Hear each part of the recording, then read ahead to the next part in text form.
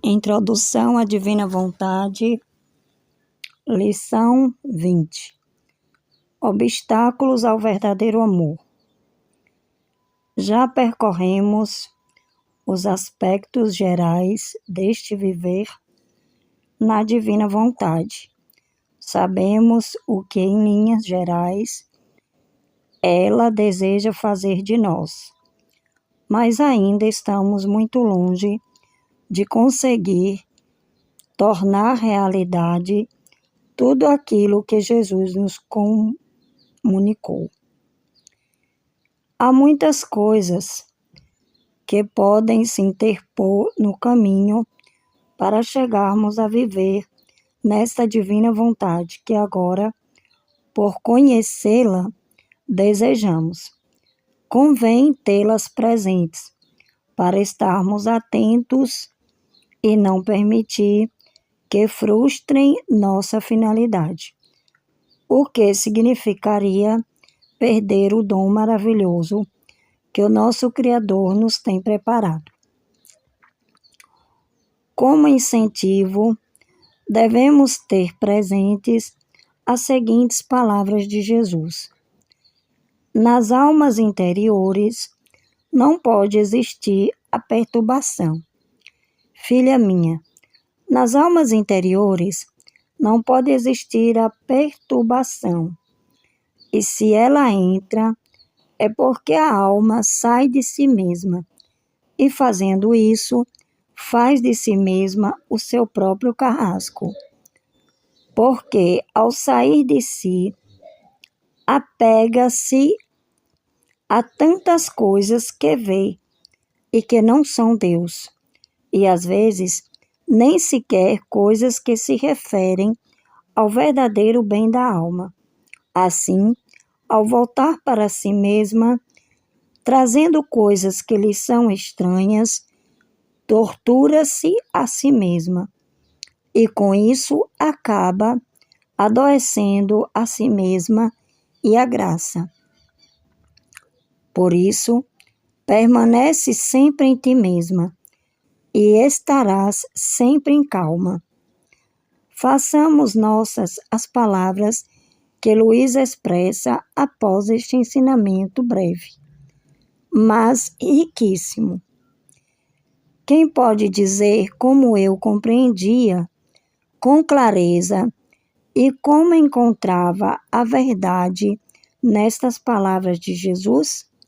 Ah, Senhor, se te dignas instruir-me, dá-me a graça de aproveitar os teus santos ensinamentos. De outro modo, tudo será para minha condenação. 31 de agosto de 1900. Assim é. O que significa sair? A alma de si mesma nada mais é do que voltar a colocar o olhar no mundo, permitir que as coisas criadas capturem novamente os nossos sentidos e voltem a encher o nosso interior, obstaculizando, desta forma, o desenvolvimento da vida que a divina vontade tenta formar em nós. Devemos recordar que Deus age no nada, e se existe algo onde ele deve agir, esse algo não lhes permite colocar o seu tudo na criatura. Por isso, acontece falta de amor. Devemos recordar as características do verdadeiro amor. Deve ser único, deve ser tríplice, amando-o como nosso Deus, amando-o por conta própria e pelo bem que lhes obtém, e amando-o por todos e em todos. Amá-lo com amor puro e total, amá-lo com amor de discípulo, o que significa renunciar a todos os amores por um só amor, o dele, mas, sobretudo, amá-lo com seu próprio amor. Este amor será o que nos proporcionará a força, a luz e a decisão para abandonar tudo. Agora vejamos um pouco os obstáculos. A tentação. Em primeiro lugar, fixemos o nosso olhar na tentação. Nosso primeiro ponto será considerar as tentações e as inclinações. Ambas nos apresentam à vista o fruto proibido, mas que se mostra extraordinariamente apetitoso. Temos o costume de atribuir isso ao inimigo, e se chegamos a cair, temos pronta a justificativa, pois diremos que o inimigo nos colocou uma tentação acima das nossas forças, que somos fracos, etc. Em primeiro lugar, devemos considerar que Deus nunca permite que sejamos tentados além das nossas forças, o que significa que podemos existir e vencer as tentações mais fortes. O principal é reconhecer que quando se chega a cair, não é o demônio que nos derruba, mas o nosso pior inimigo, o mais forte e o mais vil inimigo que existe, a nossa própria vontade, a nossa alma viciada. Filha, as tentações vencem-se facilmente, porque o demônio é a criatura mais vil que pode existir.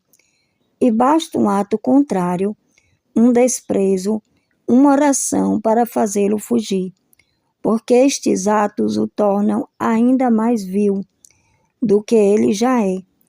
E ele, para não ter que suportar aquela confusão, ao ver a alma resolvida a não dar atenção à sua vileza, foge atemorizado.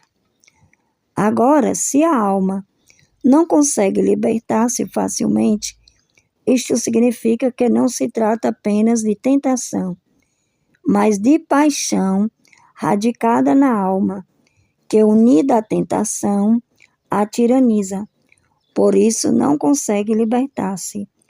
E onde há paixão, o demônio tem mais força para fazer da alma um brinquedo. Muito claro, não lhes parece? Somos nós que caímos. Não atribuímos a outro o nosso erro. Devemos reconhecê-lo para poder lutar, pois se tento defender-me apenas do demônio, deixo todo o campo livre para a minha alma viciada. 25 de março de 1908.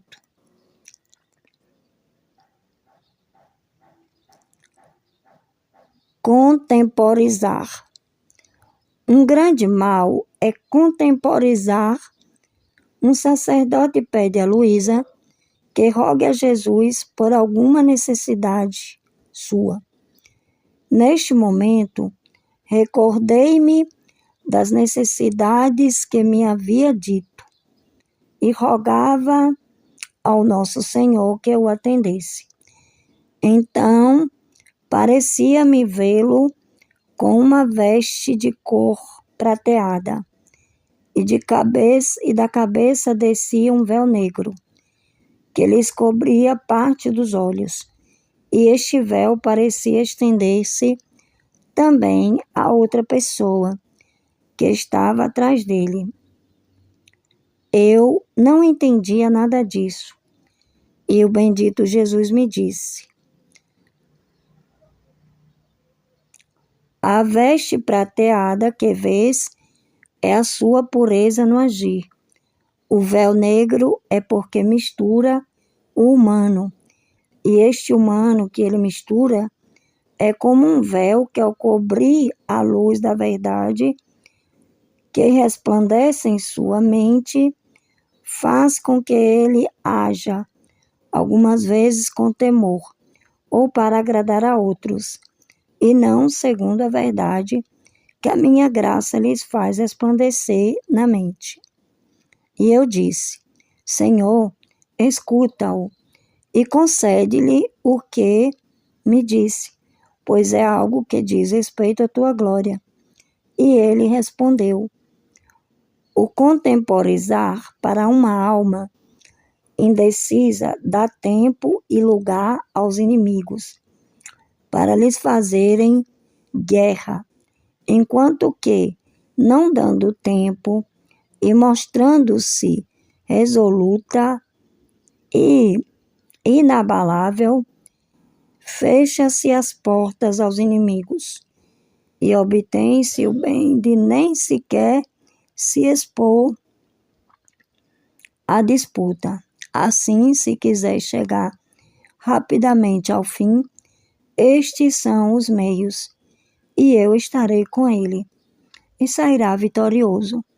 E depois os mesmos que agora lhe são contrários, tornar-se-ão mais favoráveis, e o admirarão mais ao ver que destruiu as suas considerações humanas. 23 de janeiro de 1908. Não pensar em si mesmo. Uma recomendação que Jesus faz repetidamente a Luísa, que não colocamos todas aqui por falta de espaço. E não pensar em si mesmo, em si mesma, pois isso traz grandes males. Filha bendita da minha vontade, deve saber que as reflexões próprias, as impressões, as opressões, as melancolias, as dúvidas, os pequenos temores impedem as reflexões divinas, as impressões santas, o rápido voo para o céu, as alegrias do verdadeiro bem, a paz celeste.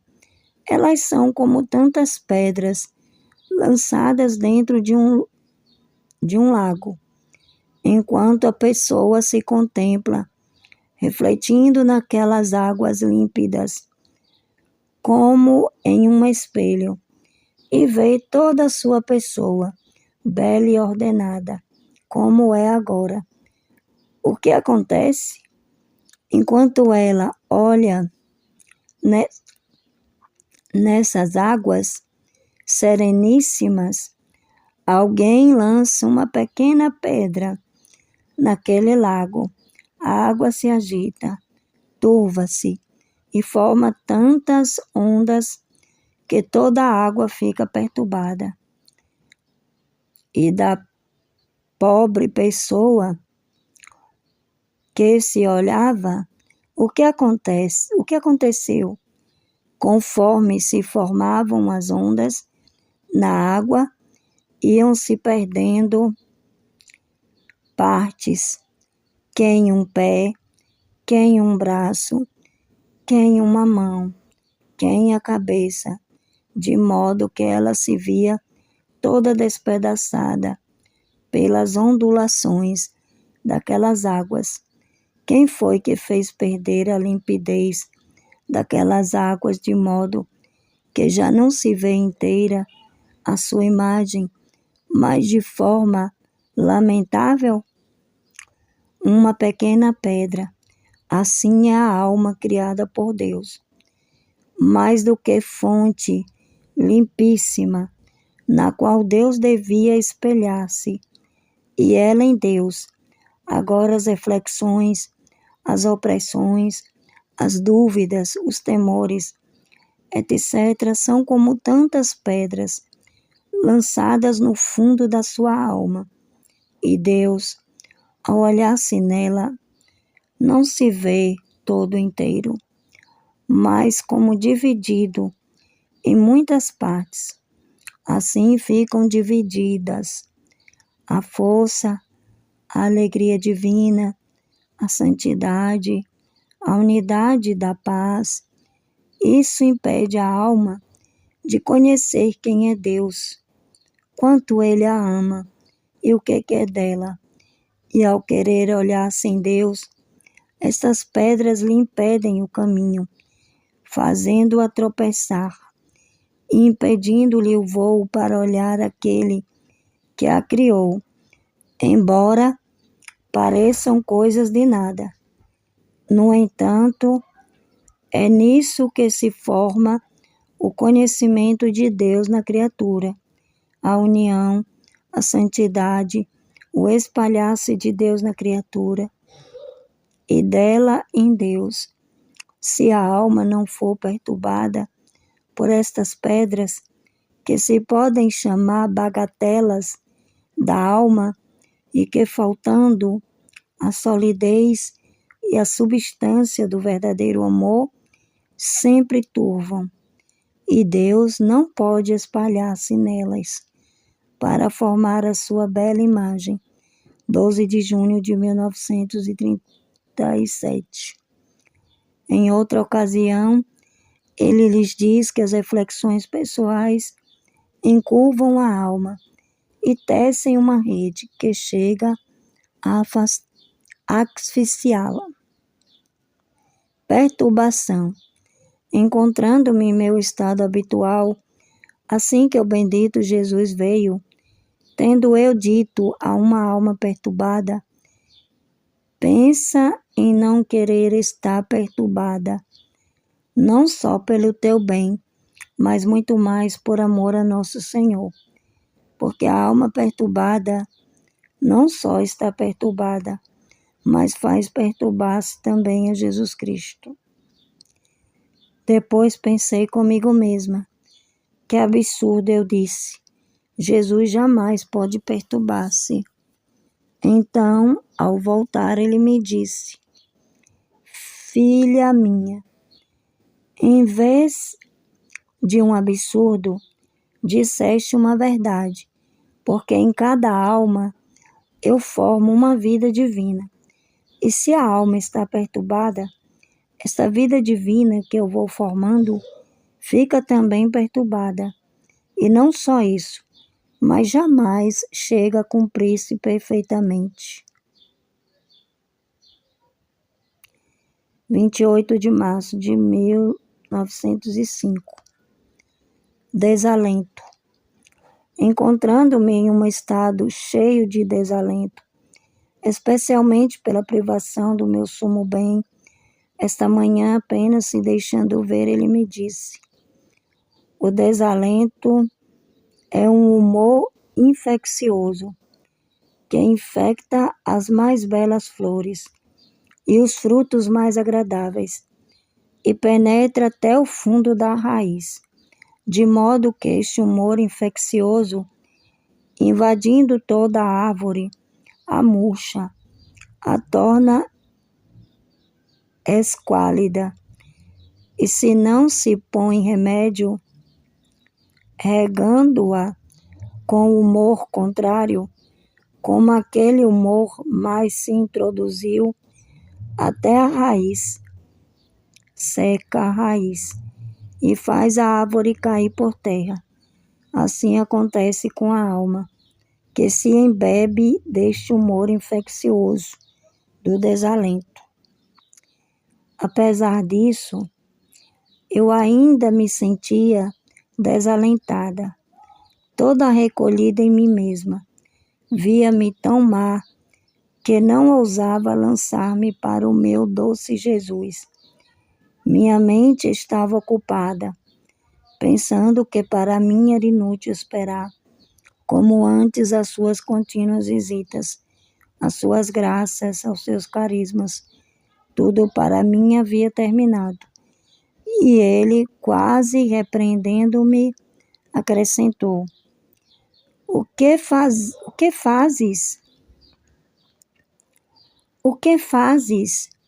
Não sabes que a desconfiança deixa a alma moribunda e está pensando que deve morrer, já não pensa em nada, nem em adquirir, nem em comerciar, nem em embelezar-se, nem em pôr remédio aos seus males, pensa apenas que para ela tudo acabou, e não só torna a alma moribunda, mas a desconfiança põe todas as virtudes em perigo de expirar. 4 de fevereiro de 1900. Em outra ocasião disse: Filha minha, não sabes que o desalento mata mais almas do que todos os outros vícios? Por isso, ânimo, coragem, porque assim como o desalento mata, assim o valor e a coragem fazem reviver, e este é o ato mais louvável que a alma pode fazer, porque enquanto se sente desalentada, do próprio desalento tira coragem, anula-se a si mesma e espera, e desfazendo-se a si mesma, já se encontra refeita em Deus. 8 de setembro de 1904. Desânimo. Filha minha, não te abatas, porque o abatimento chama o desânimo, que duplica o peso das penas, de tal modo que a pobre criatura, com este peso duplicado, mal consegue arrastar-se pelo caminho que deve percorrer, enquanto o meu querer que não te arrastes, mas que voes na sua luz interminável, e além disso, a dor sou eu. O véu é a dor, mas dentro está a minha pessoa, que escondida dentro do véu da dor, visita a criatura. A necessidade sou eu, que escondido nela, faço as mais belas visitas para tornar-me auxílio das necessidades que disponho. Não é apenas ao fazer-me ver que visito as criaturas, mas de tantos modos que se pode dizer que em cada encontro, em cada circunstância, em cada coisa que lhe acontece, grande ou pequena, é uma visita que me disponho a fazer-lhe, para lhes dar o que necessita. Para quem vive no meu querer divino, sendo a minha presença permanente nela, não só a visito, mas vou alargando os confins do meu querer. 12 de agosto de 1930. Firmeza e coragem. Ânimo, filha minha. A firmeza é das almas resolvidas a fazer o bem. Elas são imperturbáveis sobre qualquer tempestade, enquanto move o estado dos trovões e relâmpagos, mesmo sendo sacudidos por eles, e ficando sobre a abundante água que cai, servem-se desta água para se lavarem e saírem mais belas. Sem dar atenção à tempestade, permanecem mais do que nunca resolvidas e animosas a não se afastarem do bem iniciado. O desânimo é das almas indecisas, que jamais chegam a realizar um bem. A coragem mostra o caminho. A coragem põe em fuga qualquer tempestade. A coragem é o pão dos fortes. É o lutador que sabe vencer qualquer batalha. Por isso, filha boa, ânimo, não temas. E além disso, de que temes? Dei-te 6 anjos para a tua custódia. Cada um deles tem a missão de guiar-te pelos caminhos intermináveis do meu eterno querer, para fazer com que correspondas com os teus atos e com o teu amor ao que a divina vontade fez, ao pronunciar 6 fiats na criação. Por isso, cada anjo guarda um fiat, e tudo o que saiu deste fiat, para chamar-te a corresponder a cada um destes fiats, até com o sacrifício da tua vida. Estes anjos recolhem os teus atos, e com eles formam uma coroa, e prostrados oferecem-me a divindade, como correspondência ao que fez a nossa divina vontade, a fim de que seja conhecida e forme o seu reino sobre a terra. Mas isso não é tudo. À frente destes anjos estou eu, que te guio e vigio em tudo, e que formo em ti os próprios atos, e aquele amor que se requer, para que possas ter amor suficiente para corresponder a tantas grandes obras do nosso querer supremo. Por isso, não te detenhas. Há muito a fazer. Deves seguir-me, pois eu jamais me detenho. Deves seguir os anjos, porque querem cumprir a missão que lhes foi confiada. Deves cumprir a tua missão de filha da divina vontade, 16 de abril de 1931. Desconfiança. E Jesus, continuando a falar, acrescentou: Filha minha, acalme-te, não temas, o teu Jesus não te deixa. Eu sou zeloso da tua confiança. Não quero que desconfie minimamente de mim. Olha, eu amo tanto que as almas estejam comigo com total confiança, que muitas vezes escondo algum defeito ou imperfeição delas, ou alguma falta de correspondência à minha graça, para não lhes dar ocasião de não estarem comigo com plena confiança, porque se perdem a confiança, a alma fica como dividida de mim, toda recolhida em si mesma. Afasta-se de mim e fica paralisada no impulso do amor, e por isso paralisada no sacrificar-se por mim. Oh, quanto mal faz a desconfiança! Pode-se dizer que é como